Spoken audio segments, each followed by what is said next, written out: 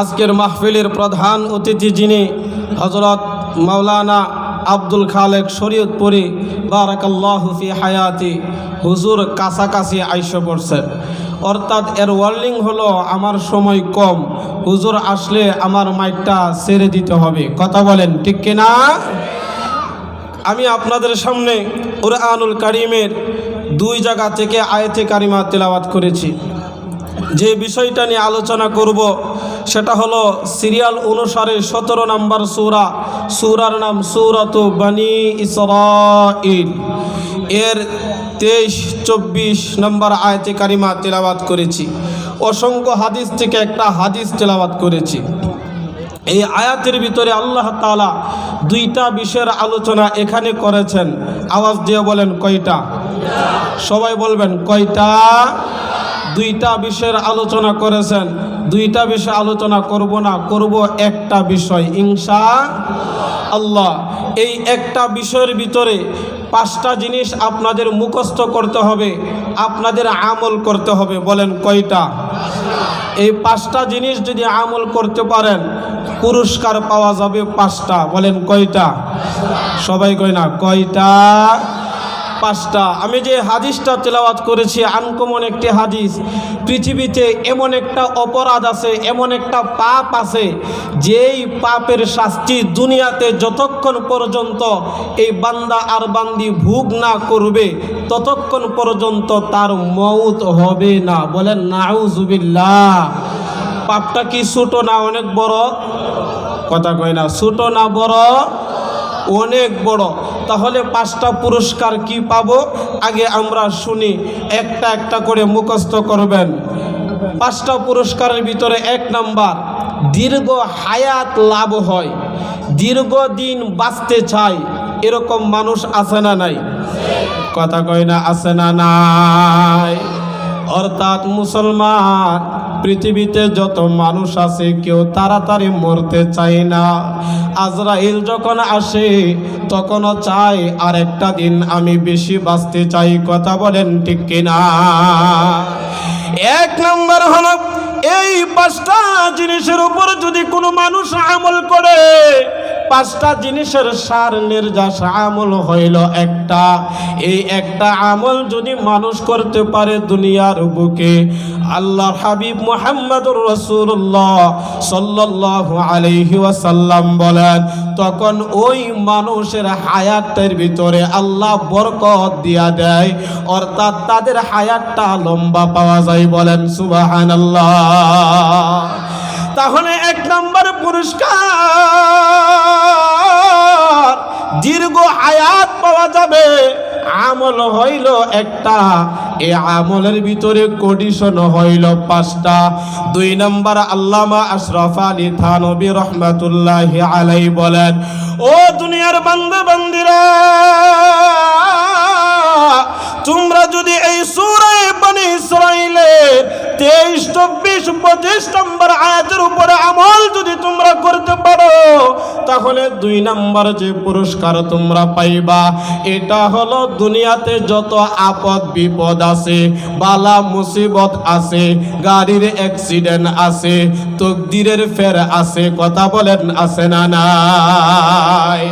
আল্লামা আশরাফ আলী থানভী রাহমাতুল্লাহি আলাইহি বলেন, এই তকদিরের ফেরগুলি আল্লাহ তাআলা দূর করিয়া দিবে। বলেন সুবহানাল্লাহ। 3 নম্বর যে লাভ, 3 নম্বর যে পুরস্কারটা বলেন, এটা হলো দুনিয়ার বুকেও মানুষ সবাই সম্মানিত হতে চায়, সবাই মর্যাদাবান হতে চায়। কথা বলেন হতে চাই কি চাই না?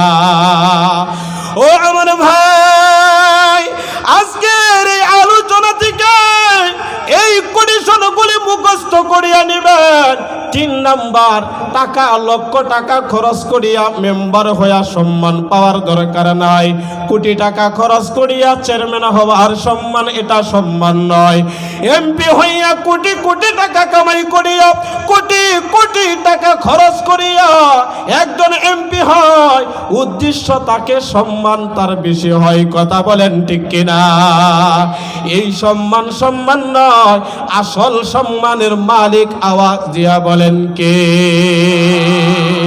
আল্লাহ যদি আমাদের সম্মান বাড়াইয়া দেয় তাহলে রিকশাওয়ালার সম্মান বাড়াইতে পারে কি পারে না? তুমি হাসাও তুমি কাঁদাও ও গো মালিক শাহ,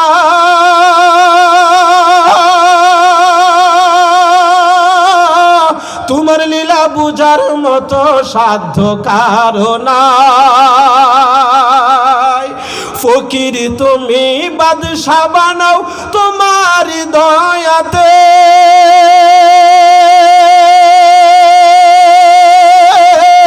বাদশা আবার ফকির বনে তোমারি ইশারাতে। যখন খুশি নাও গো কেড়ে, যখন খুশি নাও গো কেড়ে মাখলুকাতের প্রাণ, দিবানিশি তোমার দয়ায় গায় তোমার গান। তাহলে সম্মানের মালিক কে? আর আওয়াজ দিয়ে বলেন ইজ্জতের মালিক কে? সম্মানের মালিক হইল আল্লাহ, ইজ্জতের মালিক হইল আল্লাহ। এই দুনিয়ার বুকেও সম্মান পাইবেন, মরার পরেও সম্মান পাওয়া যাবে। এই বনি ইসরাইলের 23 নম্বর আয়াতের আমল যদি আপনারা করতে পারেন, 3 নম্বর সম্মান বাড়াইয়া দিবে কে? সবাই বলে না কে? সম্মানিত হতে চান তো ইনশাআল্লাহ? কে কে চান? নারায়ে তাকবীর! আল্লাহ আমাদের সম্মানগুলি বৃদ্ধি করিয়া দিন। সবাই বলেন আমিন। 4 নম্বর পুরস্কার হলো মক্কা আর মদিনা যাইতে চাই। মনে এই আশা আছে না নাই? কথা কয় না আছে না নাই? মনে বড় আশা ছিল যাব মদিনা, সালাম আমি করব গিয়ে, সালাম আমি করব গিয়ে নবীর রোজা।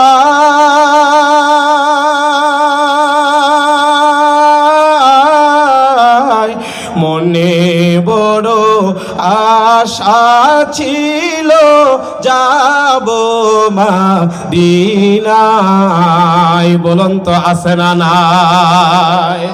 আল্লামা আশরাফ আলী থানভী রাহমাতুল্লাহি আলাইহি বলেন 4 নম্বর হলো এই বনি ইসরাইলের আমল যদি তোমরা করতে পারো, 23 নম্বর আয়াতের আমল, তাহলে মক্কা আর মদিনা যাওয়ার তৌফিক আল্লাহ দান করবে। বলেন সুবহানাল্লাহ। 5 নম্বর পুরস্কার হলো মৌতের সময় কালেমা নসিব হোক। এটা আমরা চাই কি চাই না? নারায়ে তাকবীর, নারায়ে তাকবীর। আয় আল্লাহ আমাদের প্রত্যেকটা মুমিন মুসলমান নর নারীকে মৌতের সময় কালিমা নসিব করুন। সবাই বলেন আমিন। তাহলে পুরস্কার বললাম কয়টা? সবাই কয় না কয়টা? আমার কথা বুঝতে অসুবিধা আছে? আমার বাড়ি তো কিশোরগঞ্জের মানুষ আছে না নাই? কয়জন আছেন কিশোরগঞ্জের? দেখি আটটা তুলেন না।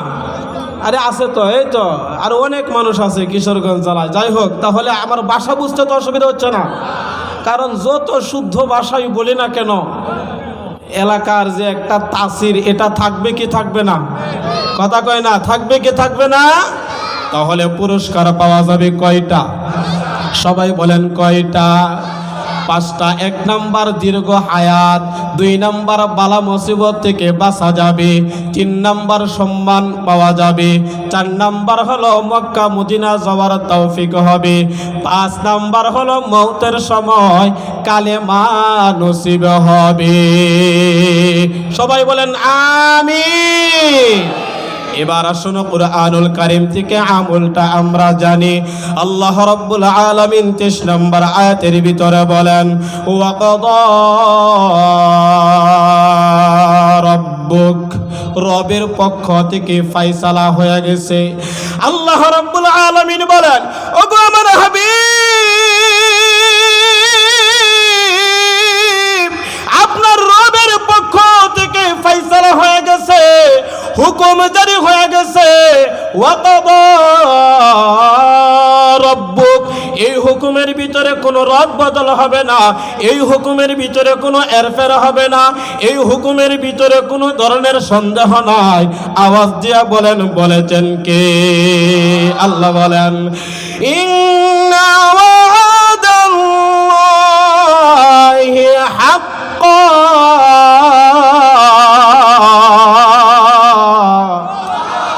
আল্লাহ বলেন, আল্লাহর ওয়াদার চাইতে সত্য ওয়াদা আর কার হতে পারে? ওয়ামান আসদাকু মিনাল্লাহি কিলা। চিল্লায়ে বলেন আল্লাহু আকবার। আল্লাহ এই কালামের শুরুতে আবার বলে দিয়েছেন, যালিকাল কিতাবু লা রাইবা ফীহি।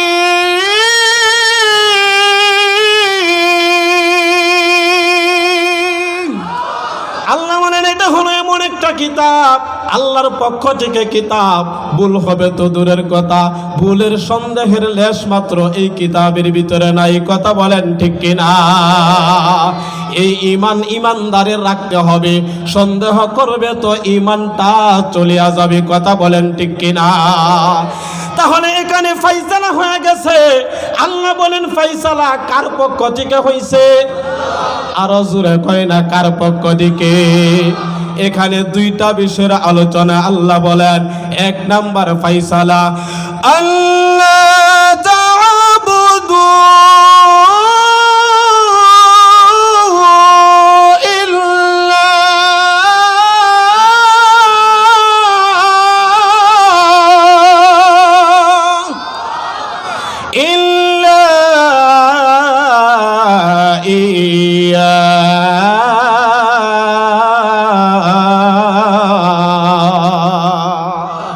আল্লাহ এক নাম্বার ফয়সালার কথা বলেন, আল্লাহ তা'বুদু, তোমরা ইবাদত করবা একমাত্র। আওয়াজ দিয়ে বলেন কার? একমাত্র ইবাদত হবে আল্লাহর। এই ইবাদতের সাথে কোনো শরীকারা সাব্যস্ত করা যাবে? কথা বলেন, যাবে? কথাটা কার? জবানটা খুলে খুলে বলেন কার? এবার দুই নাম্বার, আল্লাহর ইবাদতের সাথে ওয়াও একটা শব্দ প্রয়োগ করিয়া বাংলা এর অর্থ বলে এবং, অর্থাৎ আল্লাহ মধ্যস্থলে এবং শব্দটা প্রয়োগ করিয়া শুধু এই জায়গার ভিতরে নয়, সূরা আনকাবুত ৮ নম্বর আয়াত, সূরা লুকমান ১৪ নম্বর আয়াত, সূরা আহকাফ ১৫ নম্বর আয়াত, একাধিক জায়গার ভিতরে এই আলোচনাটা আল্লাহ রাব্বুল আলামিন করে দিয়েছেন। এরপরে দুই নাম্বার বলেন, ওয়াবিল ওয়ালিদাইনি ইহসানা। আল্লাহ বলেন, ও দুনিয়ার সন্তান সন্ততিরা, তোমাদের উপর দুই নম্বর যে ফয়সালাটা আমি আল্লাহর পক্ষ থেকে হয়ে গেল, এই ফয়সালা হলো তোমাদের যাদের মা এবং বাবা আছে, তোমরা তাদের সাথে সুন্দর ব্যবহার করবা, সৎ ব্যবহার করবা, ভালো আচরণ করবা, সুন্দর কথা বলবা। চিল্লায় বলেন, এই কথাটা কার? আর জবানটা খুলিয়া বলেন কার? কোনো সন্দেহ আছে? কথা কয় না, কোনো সন্দেহ আছে? এখানে শত শত আলেম উলামাগণ আছেন, যদি ভুল বলে তারা কিন্তু আমারে ছাড়বে না। কথা বলেন ঠিক কিনা? তাহলে আল্লাহ বলেন, মা আর বাবা যাদের আছে তোমরা তাদের সাথে সুন্দর ব্যবহার করবা। প্রশ্ন হলো, হুজুর কখন করব, কেমনে করব, কিভাবে করব, সময়টা কখন? আল্লাহ রাব্বুল আলামিন ধারাবাহিকভাবে বর্ণনা করিয়া দেয়, ইম্মা ইয়াবলুগান্না ইনদাকাল কিবার।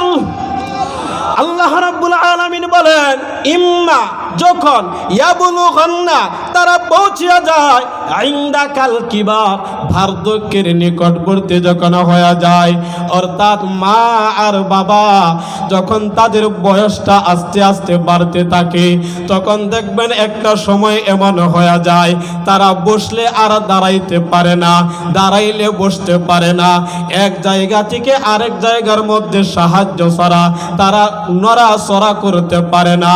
এরকম মা আর বাবা আছে না নাই? আমার আল্লাহ ডাক দিয়া কয়, ও দুনিয়ার সন্তান সন্ততিরা, তোমাদের মা আর বাবা যখন তারা বয়সটা বাড়িয়া যায়, যখন তাদের সাহায্যের প্রয়োজন হয়ে যায়, তখন যদি তোমরা দুইজন থেকে একজনরে পাও, আল্লাহ রাব্বুল আলামিন বলেন আহাদুহুমা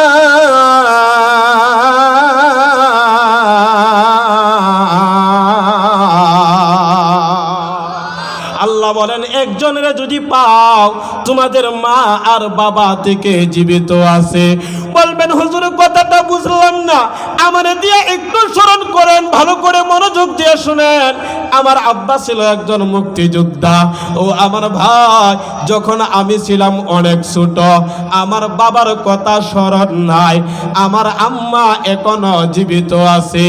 আপনাদের ভিতরে এরকম অনেক যুবক ভাইয়েরা আছেন, অনেক মানুষ আছেন, ছোট্ট সময় বাবা দুনিয়া থেকে বিদায় হয়ে গেছে, কথা বলেন আছে না নাই?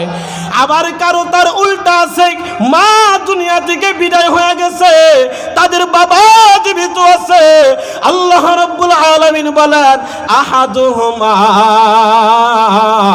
একজন যদি তোমরা জীবিত পাও, আও কিলাহুমা, অথবা দুইজনকে যদি তোমরা তোমাদের জীবদ্দশায় পাও, আও কিলাহুমা, দুজন যদি তারা জীবিত থাকে, আল্লাহ রাব্বুল আলামিন বলেন তোমরা তাদের সাথে 5টা কাজ করবা।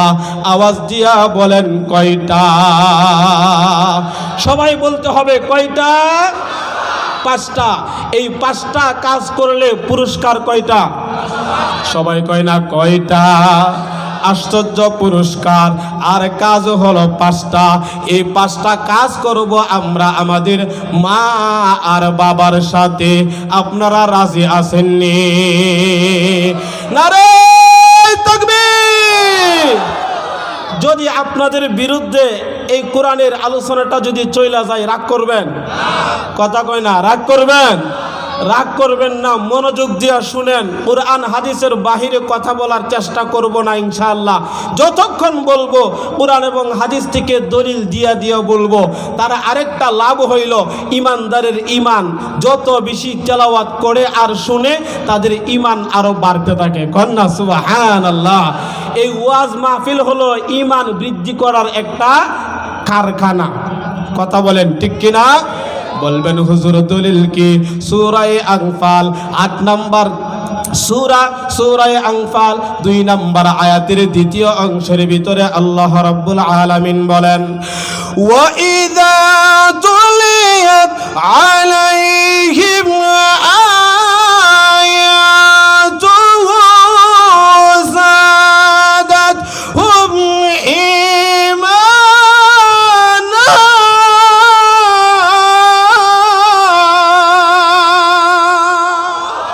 আল্লাহ রাব্বুল আলামিন বলেন যখন ঈমানদাররা তেলাওয়াত করে, তেলাওয়াতগুলি যখন শুনে, যাদাতুহুম ঈমানা, তখন তাদের ঈমান আরো বাড়তে থাকে। বলেন সুবহানাল্লাহ। আমার আল্লাহ ডাক দিয়ে কয়, ও দুনিয়ার বান্দা আর বান্দিরা, ও দুনিয়ার ছেলে আর মেয়েরা, ও দুনিয়ার সন্তান আর সন্ততিরা, তোমরা তোমাদের মা আর বাবার সাথে 5টা কাজ করবা। এর ভিতরে 2টা কাজ তোমরা করবা না, আর 3টা কাজ তোমরা করবা। 2টা হলো না বাচক আর 3টা হলো হা বাচক। এই 5টা কাজ যদি দুনিয়াতে করিয়া তোমাদের মা আর বাবারে খুশি করতে পারো, তাহলে স্বয়ং খুশি হবেন। আওয়াজ দিয়া বলেন কে? দুনিয়াতে ঘরের ভিতরে মা আর বাবারে খুশি খুশি করবেন। আল্লাহর হাবিব বলেন এই খুশিটা মা আর বাবা যতটুকু হয় তার চেয়ে আরো বেশি খুশি হয় মহান আল্লাহ। আল্লাহু আকবার। তাহলে আমাদের উদ্দেশ্যই হলো আমাদের রবকে খুশি করা। আমরা আমাদের রবকে খুশি করতে চাই। আওয়াজ দিয়ে বলেন চাই কি চাই না? কে কে চান, কে কে চান? তাদের জন্য আলোচনা। নারে তাকবীর। যে আওয়াজ শুনে ওরে মুসলমান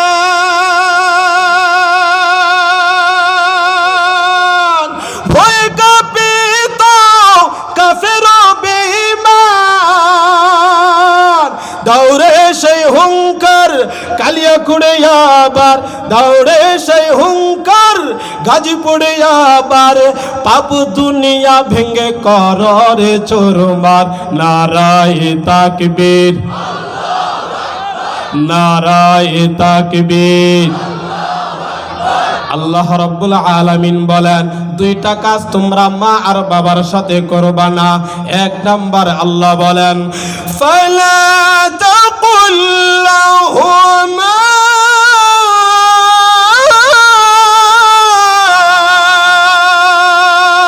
উফ ওয়ালা তানহারহুমা।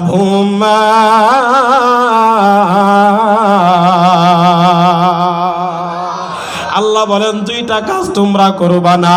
এক নাম্বার হলো ফালা তাকুল লাহুমা উফ। ও যুবক ভাই, আপনাদেরকে বিশেষভাবে অনুরোধ করে বলি একটু মনোযোগ দিয়ে আমার আলোচনাটা শুনেন। আল্লাহ রাব্বুল আলামিন এই কালামুল্লাহ শরীফের ভিতরে কি বর্ণনা করলেন?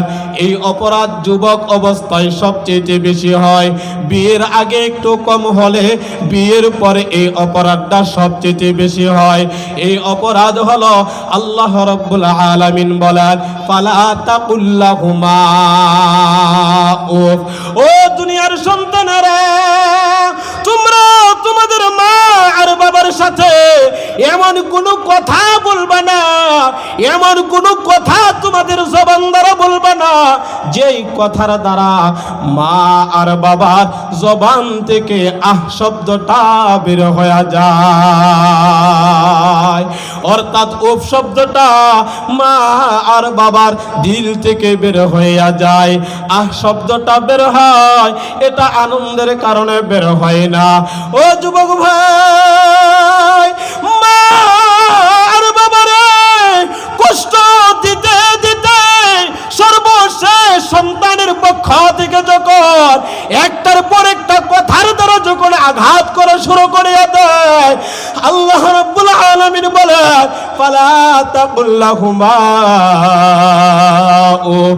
ও যুবকরা, ও বৃদ্ধরা, যাদের মা এবং বাবা জীবিত আছে, ও পর্দার অন্তরালের মা বোনেরা, একটু মনোযোগ দিয়ে শুনেন। এমন কোনো কথা বলবেন না মা আর বাবা যখন বার্ধক্যের মধ্যে পতিত হয়ে যায়, অর্থাৎ মা আর বাবা তাদের বয়সটা যখন বাড়িয়ে যায়, বর্তমান সমাজে 50, 60, 70 বছর হয়ে গেলে তখন আমাদের মা আর বাবাদের দেখবেন এক নাম্বার হাঁটু ব্যথা শুরু হয়ে যায়, পায়ের টাকনু ব্যথা শুরু হয়ে যায়, কোমরের ব্যথা শুরু হয়ে যায়, বুকের ব্যথা শুরু হয়ে যায়, গ্যাস্ট্রিকের সমস্যা দেখা দেয়, অনেকের তো আবার প্যারালাইসিসের রোগীও হয়ে যায়। আওয়াজ দিয়ে বলেন আছে না নাই? অনেকের একটা পা অচল হয়ে যায়, অনেকের হাত অচল হয়ে যায়, আবার অনেকে আছে দুইটা চোখকে পর্যন্ত দেখে না। আল্লাহ রাব্বুল আলামিন বলেন ও দুনিয়ার সন্তানেরা, তোমাদের মা আর বাবার বয়সটা যখন বার্ধক্যের মধ্যে চলিয়া যায়, যখন তারা নিজে নিজে আর হাঁটতে পারে না, যখন তারা আর কামাই রোজগার করতে পারে না, যখন তারা আরশ বলে কোনো কিছু করতে পারে না, তখন সন্তানদের জন্য আবশ্যক হলো, সন্তানদের উপর ফরজ হলো, তোমাদেরকে তোমাদের মা আর বাবা যেরকম ভাবে ছোট্ট সময় লালন পালন করছিল, তোমরাও তোমাদের মা এবং বাবার সাথে এরকম সুন্দর ব্যবহারগুলি তোমরা করবা। আল্লাহ বলেন আমাদেরকে সুন্দর ব্যবহার করার জন্য আজ আমাদের সমাজ কি হয়ে গেল? ও যুবক ভাই, ঘরের ভিতরে অনেকের মা আর বাবা আছে, অনেকে আছেন এই গাজীপুরে আপনারা চাকরি করেন, মা আর বাবার সাথে ঝগড়া করিয়া গাজীপুরে আসছেন, 2 মাস 6 মাস 1 বছর 2 বছর 5 বছর 10 বছর হয়ে যায়। এমন সন্তান আছে মা এবং বাবার সাথে সম্পর্ক রাখে না। কথা বলেন আছে না? না। আমার আল্লাহ বলেন, ও দুনিয়ার সন্তানেরা,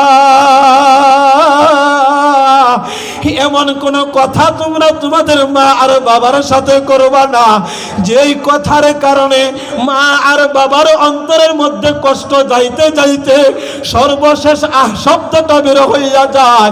বর্তমান সমাজে আল্লাহর হাবিব মুহাম্মদুর রাসূলুল্লাহ সাল্লাল্লাহু আলাইহি ওয়াসাল্লামের একখানা হাদিস আছে, 3 শ্রেণীর মানুষ সের জন্য জান্নাতটা হারাম ঘোষণা করেছেন, অর্থাৎ 3 শ্রেণীর মানুষ জান্নাতের ভিতরে যাইতে পারবে না। সালাসাতুন ক্বাদ হারামাল্লাহু আলাইহিমুল জান্নাহ। 1 নাম্বার হলো মুদমিনুল খামার, 1 নাম্বার হলো যারা শরাব পান করে, 1 নাম্বার হলো যারা মদ পান করে, 1 নাম্বার হলো যারা নেশা করে, 1 নাম্বার হলো যারা ইয়াবা সেবন করে, 1 নাম্বার হলো যারা পেনসিডিল সেবন করে। বলবেন হুজুর এখানে খবরের কথা আসছে, আল্লাহর হাবিব আরেক হাদিস শরীফের ভিতরে বর্ণনা করছেন কিয়ামতের আগে এমন হবে এই উম্মতগুলি মদের নামটারে পরিবর্তন করিয়া তারা অন্য নামে সেবন করবে। বলুন তো এটা আমাদের সমাজের ভিতরে আছে না? না।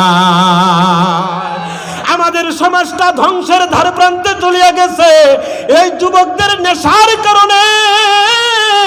আল্লাহর হাবিব মুহাম্মদুর রাসূলুল্লাহ সাল্লাল্লাহু আলাইহি ওয়াসাল্লাম বলেন, যারা নেশা করে তারা জান্নাতের ভিতরে প্রবেশ করতে পারবে না। কথা বলেন, পারবে? ও যুবক ভাইরা, তাহলে আজকের এই রাসূলের কথা থেকে আমরা ওয়াদা করতে পারিনি যে আমরা আর কোনো নেশা নিজে করব না, নেশার সাথে জড়িত থাকব না, তার বেচা কিনার সাথে আমরা জড়িত থাকব না ইনশাআল্লাহ। নারে তাকবীর! আমার ভাই, এই হাদিসটা বলার উদ্দেশ্য হইল 2 নম্বর যে কন্ডিশন আল্লাহর হাবিব বলেন 3 শ্রেণীর মানুষের জন্য জান্নাতটা হারাম। 2 নম্বর হলো ওয়াল-আক, 2 নম্বর হলো মা এবং বাবার অবাধ্য সন্তানের জন্য জান্নাতটা হারাম। অর্থাৎ আপনি কোরআনের হাফেজ হন, আপনি মাওলানা হন, আপনি মুফতি হন, আপনি সমাজসেবক হন, আপনি ভালো নামাজি হন, আপনি অনেক ভালো মানুষ সমাজের ভিতরে, কিন্তু ঘরের মা আর বাবার সাথে সম্পর্ক ভালো না। সুতরাং আপনি এত বড় আলেম হওয়া সত্ত্বেও, আপনি সমাজসেবক হওয়া সত্ত্বেও, আপনি দানবীর হওয়া সত্ত্বেও, আপনি নামাজি হওয়া সত্ত্বেও, আপনি রোজাদার হওয়া সত্ত্বেও জান্নাতের ভিতরে ঢুকতে পারবেন না। বলেছেন বিশ্বনবী মুহাম্মদুর রাসূলুল্লাহ সাল্লাল্লাহু আলাইহি ওয়াসাল্লাম। হাদিসটা বলার উদ্দেশ্যটা হলো যারা মদের সাথে সম্পর্ক আছে, যারা নেশার সাথে সম্পর্ক আছে, তারা দেখবেন সবচেয়ে বেশি মা এবং বাবার সাথে অন্যায় আচরণ করে কি করে না? কথা বলেন, করে কি করে না? এর বাস্তব প্রমাণ হলো আমার এলাকা কিশোরগঞ্জ বাজিতপুর থানায় আজ থেকে 1.5 বছর 2 বছর আগে নেশার টাকা না থাকার কারণে ঘরের বটি দা দিয়া আপন মারে কুবাইয়া দুনিয়া থেকে বিদায় করিয়া দিছে। এই গত 5-6 মাস আগের ঘটনা। আমার বাড়ি থেকে 2 কিলো দূরে পিরিজপুর একটা বাজার আছে, ইউনিয়ন আছে। আপন বাবারে নেশার কারণে আরো 3 জন বন্ধুরে ভাড়া করিয়া আনিয়া আপন বাবারে হাত পার মধ্যে বাঁধিয়া বাবারে জবাই করিয়া দিছে। এই কারণে যুবক ভাই, আপনাদেরকে এই নেশার কথা আল্লাহর হাবিব আজকে নয়, আজ থেকে 1450 বছর আগে এই নেশার কুফলের কথা বর্ণনা করছেন। অর্থাৎ এই নেশা যারা সেবন করবে তারা কখনো ভালো মানুষ হইতে পারে, কথা বলেন, হইতে পারে। তারা দুনিয়াও হারাবে, তারা পরকালও হারাবে। আর এই নেশাখোররা সবচেয়ে বেশি নিজেদের ঘরের ভিতরে অন্যায় আর অবিচার করে আছে না নাই? আল্লাহ রাব্বুল আলামিন বলেন, ফালা তাকুল লাহুমা উফ ওয়ালা তানহারহুমা। ও দুনিয়ার সন্তানেরা, তোমরা তোমাদের মা এবং বাবার সাথে এমন কোনো কথা বলবা না যেই কথার দ্বারা মা এবং বাবার অন্তর থেকে আহ শব্দটা বের হইয়া যায়।